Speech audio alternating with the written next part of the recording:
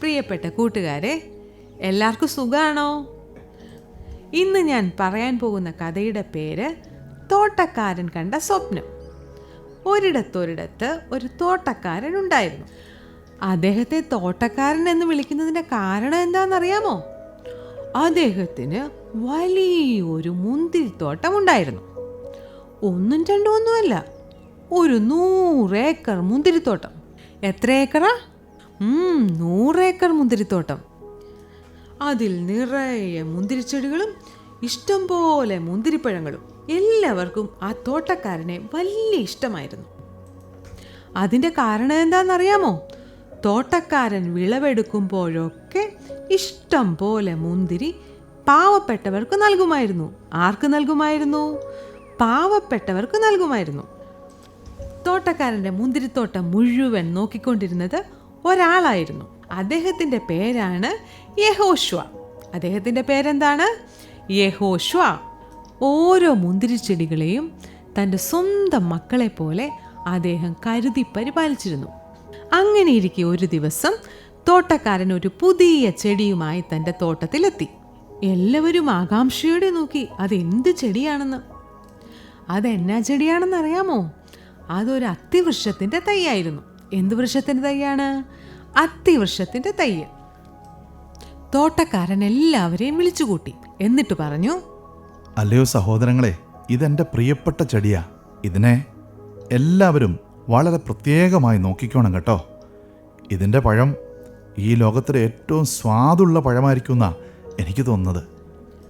അത് കേട്ട് എല്ലാവരും സന്തോഷത്തോടെ കൈയടിക്കുന്നതിനിടയിൽ തോട്ടക്കാരൻ ആ അത്തിച്ചെടി തോട്ടത്തിൻ്റെ ഒത്ത നടുവിൽ നട്ടുവെച്ചു. അന്നു മുതൽ എല്ലാ ദിവസവും കൃഷിക്കാരനായ യഹോശുവ അതിന് വെള്ളമൊഴിക്കും, വളമിടും, അതിൻ്റെ ചുവട്ടിൽ ഒരു കള പോലും ഉണ്ടാവാതെ സൂക്ഷിക്കും. അതുകൂടാതെ ഈ മൃഗങ്ങളൊക്കെ വന്ന് ചവിട്ടി നശിപ്പിക്കാതിരിക്കാനുണ്ടല്ലോ, യഹോശുവ അതിനു ചുറ്റും ഒരു നല്ല വേലിയും കെട്ടി. അങ്ങനെ ഓരോ ദിവസവും അവരെ കാത്തിരുന്നു. അങ്ങനെയിരിക്കെ തോട്ടക്കാരനെ ഒരു ദൂരയാത്ര പോകേണ്ടി വന്നു. അദ്ദേഹം കൃഷിക്കാരനായ യഹോശുവയെ വിളിച്ചിട്ട് ഇങ്ങനെ പറഞ്ഞു, യഹോശുവ, ഞാൻ ഒരു ദൂരയാത്ര പോവുകയാണ്. എൻ്റെ അത്തിമരത്തിന് വളരെ ശ്രദ്ധ കൊടുക്കണം കേട്ടോ. തിരിച്ചു വരുമ്പോൾ എനിക്ക് ഒരുപാട് അത്തിപ്പഴങ്ങൾ പറിച്ച് തിന്നാനുള്ളതാ. അപ്പോൾ കൃഷിക്കാരൻ പറഞ്ഞു, അങ്ങ് ധൈര്യമായി പോയിക്കൊള്ളൂ. ഞാൻ എൻ്റെ ജീവൻ കൊടുത്തിട്ടാണെങ്കിലും അങ്ങയുടെ അത്തിമരത്തെ സംരക്ഷിച്ചു കൊള്ളാം. അങ്ങനെ തോട്ടക്കാരൻ യാത്ര ആരംഭിച്ചു. നാളുകൾ കഴിഞ്ഞു. തോട്ടക്കാരൻ തൻ്റെ യാത്രയൊക്കെ കഴിഞ്ഞ് തിരികെ വീട്ടിലേക്ക് വരികയായി.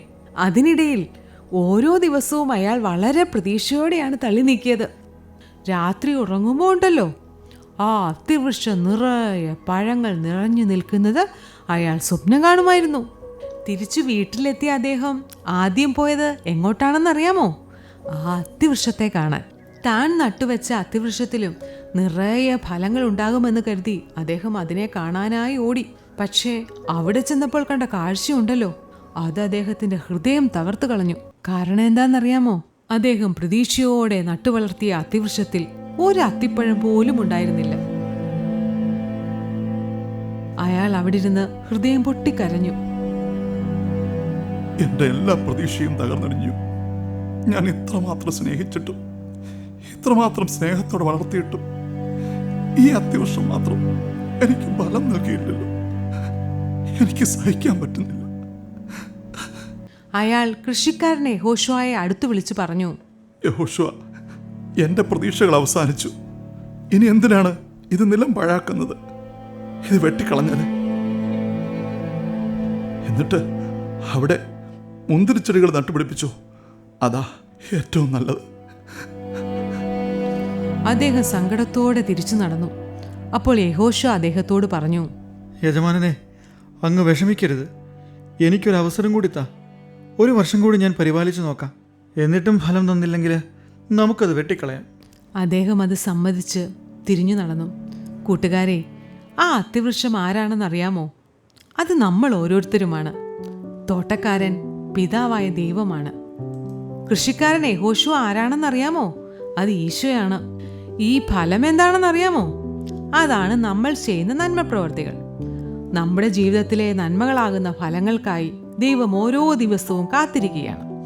എന്നിട്ട് അത് കൊടുക്കാൻ നമുക്ക് സാധിക്കുന്നുണ്ടോ? മൊബൈലും ഗെയിമും മറ്റും നമുക്ക് ഇഷ്ടപ്പെട്ട കാര്യങ്ങളുമൊക്കെ നടക്കുമ്പോൾ ദൈവത്തിന്റെ ഇഷ്ടം നമ്മൾ അന്വേഷിക്കാൻ മറക്കുന്നുണ്ടോ? എങ്കിൽ നമുക്കൊന്ന് പരിശ്രമിച്ചു നോക്കാം. അപ്പോൾ നമ്മളും ഫലം ചൂടുന്ന അത്തിവൃക്ഷങ്ങളായി മാറും. അടുത്ത കഥയുമായി വീണ്ടും കാണും വരെ ബൈ.